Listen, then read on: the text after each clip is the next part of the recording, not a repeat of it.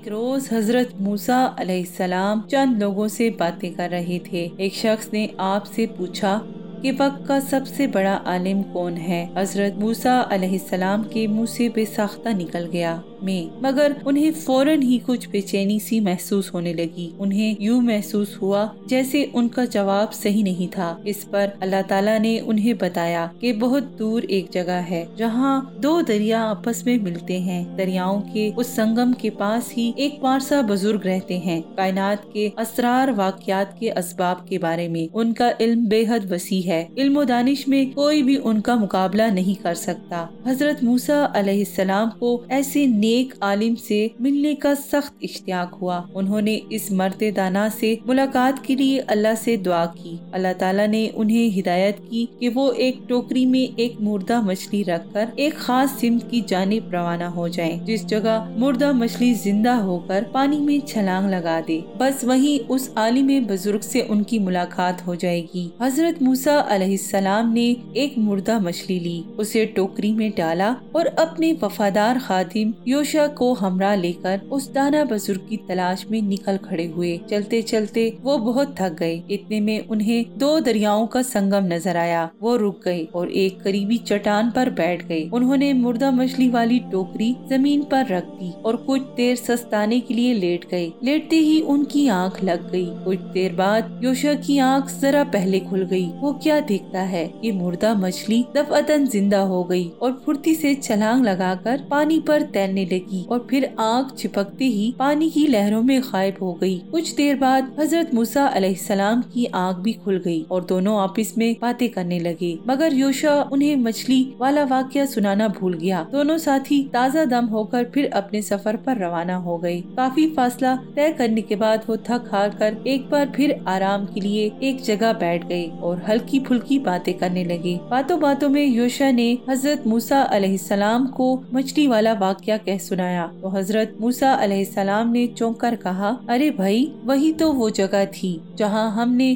دانا بزرگ سے ملنا تھا۔ دونوں فوراً الٹے پاؤں روانہ ہوئے اور تیزی سے قدم اٹھاتے ہوئے پھر دریاؤں کے سنگم والی جگہ پر پہنچ گئے۔ سنگم پر پہنچ کر انہوں نے ادھر ادھر نگاہ ڈالی تو ایک سفید ریش بزرگ نظر آئے جو یاد الہی میں ہمدن مصروف تھے۔ آپ ہی وہ دانا بزرگ تھے جن کی حضرت موسیٰ علیہ السلام کو تلاش تھی۔ آپ کا نام خضر علیہ السلام تھا اور اللہ تعالیٰ نے آپ کو بہت علم اور دانش عطا کی تھی۔ جب وہ بزرگ نماز سے فارغ ہوئے تو حضرت موسیٰ علیہ السلام اور یوشع نے انہیں نہایت احترام سے سلام کیا۔ حضرت موسیٰ علیہ السلام نے انہیں بتایا کہ وہ دور دراز سے ان کی ملاقات کے لیے حاضر ہوئے ہیں۔ وہ کچھ عرصے ان کے ساتھ رہنا چاہتے ہیں تاکہ ان کے وسیع علم اور تجربے سے فائدہ اٹھا سکیں۔ اس پر حضرت خضر علیہ السلام نے کہا کہ انہیں ڈر ہے کہ ایسا شاید ممکن نہ ہو، کیونکہ ان کے ساتھ قیام کے دوران حضرت موسیٰ علیہ السلام بے صبری کا مظاہرہ کر سکتے ہیں۔ وہ ہر بات پر بلا وجہ شک و شبہ کر کے ان پر بےمعنی سوالات کی بچاڑ کر سکتے ہیں، جس سے علم و دانش حاصل کرنے کا معاملہ نازک صورت اختیار کر سکتا ہے۔ حضرت موسیٰ علیہ السلام نے یقین دلایا کہ وہ احتیاط، تحمل اور صبر کا مظاہرہ کریں گے۔ انہوں نے حضرت خضر علیہ السلام کی تمام شرائط اور ہدایات پر سختی سے کاربند رہنے کا وعدہ کیا۔ حضرت موسیٰ علیہ السلام کے اصرار پر حضرت خضر علیہ السلام راضی ہو گئے۔ جب یہ بات آپس میں بخوبی طے ہو گئی تو وہ تینوں کائنات کے اسرار اور واقعات کے اسباب کا کھوج لگانے کی خاطر علم اور آگاہی کے دلچسپ سفر پر روانہ ہو گئے۔ دریا کے کنارے چلتے چلتے وہ ایک ایسے مقام پر پہنچے جہاں ایک اچھی خاصی مسافر کشتی کھڑی تھی۔ حضرت خضر علیہ السلام نے کشتی کا کرایہ دریافت کیا، مگر ملاحوں نے انہیں پہچان لیا اور ان سے اور ان کے ساتھیوں سے احتراماً کرایہ وصول کرنے سے انکار کر دیا۔ تینوں مسافر کشتی میں سوار ہو کر دوسرے کنارے پر پہنچ گئے۔ حضرت خضر علیہ السلام نے کشتی کے ایک تختے میں کچھ توڑ پھوڑ کر ڈالی جس سے وہ کافی بد شکل نظر آنے لگی۔ حضرت خضر علیہ السلام کی اس عجیب حرکت پر حضرت موسیٰ علیہ السلام کو بہت حیرت اور افسوس ہوا۔ انہوں نے سخت حیرانی کے عالم میں کہا، ملاحوں نے ہمارے ساتھ کیسا عمدہ سلوک सलूक किया था, मगर आपने तो उन बेचारों की कश्ती का हुलिया ही बिगाड़ डाला। हजरत खिजर अलैहिस्सलाम ने आराम से कहा, मैं न कहता था कि आप मेरे साथ सब्र और तहम्मुल से न चल सकेंगे। हजरत मूसा अलैहिस्सलाम ने मुआज़रत करते हुए कहा, मैं तो अपना मुआहिदा भूल ही गया था। उन्होंने वादा किया कि वो आइंदा एहतियात करेंगे। वो थोड़ी दूर ही गए थे कि सामने एक मैदान दिखाई दिया। मैदान में चंद बच्चे खेल रहे थे। हजरत खिजर अलैहिस्सलाम ने आते ही एक बच्चे को पकड़ लिया और उसे वहीं मार डाला। ये देखकर हजरत मूसा अलैहिस्सलाम पर कपकपी तारी हो गई। उनके सब्र का पैमाना लबरीज हो चुका था। उन्होंने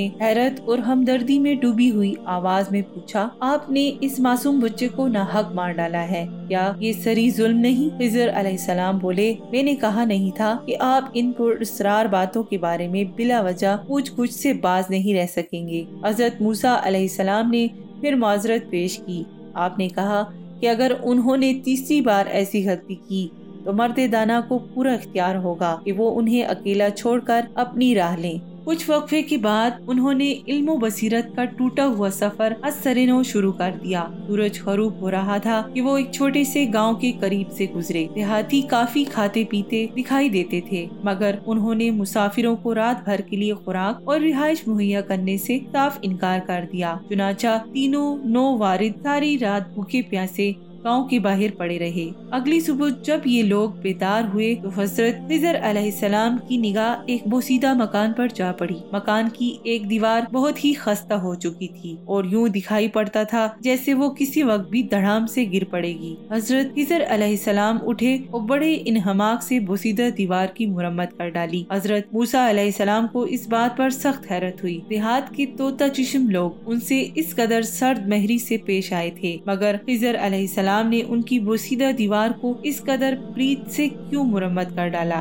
और वो खिजर अलैहिस्सलाम से बेसाख्ता पूछ बैठे, आपने इस कदर रूखे फीके लोगों से कमाल हमदर्दी और इनायत का इजहार क्यों किया? आप उनसे कम अज कम मुरम्मत के काम की उजरत ही मांग लेते। मुआवजे की रकम से हम खाने पीने का कुछ सामान ही खरीद लेते। हजरत खिजर अलैहिस्सलाम मुस्कुराए और बड़े इत्मीनान से हजरत मूसा अलैहिस्सलाम की तरफ देखते हुए बोले, बस मेरा और आपका मामला अब यहाँ खत्म होता है। इन हालात में हम इकट्ठे हरगिज नहीं रह सकते। अलविदा कहने से पहले मैं आपको इन तीनों वाक़यात की असलियत और असबाब के बारे में सब कुछ बताए देता हूँ। हजरत मूसा अलैहिस्सलाम हमतन गोश हो गए। मर्द दाना ने तीनों पुरअसरार वाक़यात पर तफसीली रोशनी डालना शुरू की। नंबर 1, खिजर अलैहिस्सलाम ने कहा कि वो कश्ती चंद मुफलिस मल्लाहों की मलकियत थी। वो मुसाफिरों की बार बर्दारी का काम करके अपनी रोजी कमाते थे। दरिया के उस पार एक जालिम और हरीस बादशाह की राजधानी थी। लालची बादशाह को जो कश्ती अच्छी लगती वो उस पर फौरन कब्जा जमा लेता। खिजर अलैहिस्सलाम को खदशा था कि कहीं गरीबों की इस कश्ती का भी यही हशर ना हो, इसलिए उन्होंने इसके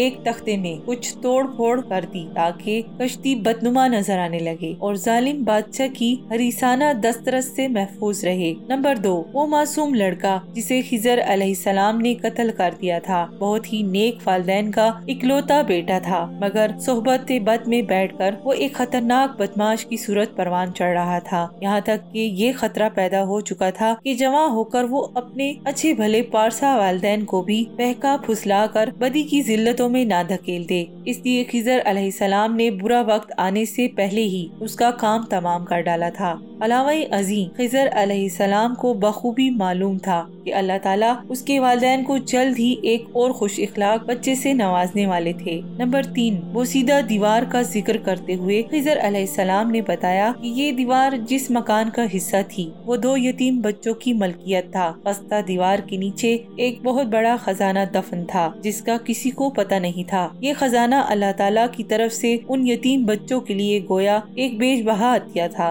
अगर बोसीदा दीवार को गिर जाने दिया जाता तो मदफून खजाना मलबे के ढेर तले दबे का दबा पड़ा रहता और यतीम बच्चों के उस तक पहुंच पाने के इम्कानात खत्म हो जाते। तीनों पुरअसरार वाक़यात से हैरत और तअज्जुब के पर्दे उठ चुके थे। बात खत्म हुई तो खिजर अलैहिस्सलाम ने हजरत मूसा अलैहिस्सलाम से कहा, अब आप ही बतलाइए कि मेरा कोई फेल बेवजह या खालिस जाती गर्ज के लिए तो सरजद नहीं हुआ था, बल्कि मुझे तो अल्लाह ताला की तरफ से ये सब कुछ इस तरह करने का हुक्म हुआ था। ये सब कुछ इसी तरह करने का हुक्म حکم ہوا تھا۔ حضرت موسیٰ نے مرد دانا کی مختصر سی صحبت سے بہت کچھ سیکھا تھا۔ اب ان کی جدائی کا لمحہ آ پہنچا تھا۔ آپ نے ان سے اجازت چاہی اور الوداع کہا۔ موسیٰ علیہ السلام اپنے خادم یوشع کے ہمراہ گھر کی طرف روانہ ہوئے۔ راستے بھر موسیٰ علیہ السلام حضرت خضر علیہ السلام کی دانائی اور تجربے پر بے حد حیرت محسوس کرتے رہے۔ انہیں یہ بات بخوبی سمجھ آ چکی تھی کہ یہ کائنات ایک پر اسرار بستی ہے اور علم و دانش اور مشاہدہ و تجربہ کے بغیر یہاں مؤثر اور کامیاب زندگی ممکن نہیں۔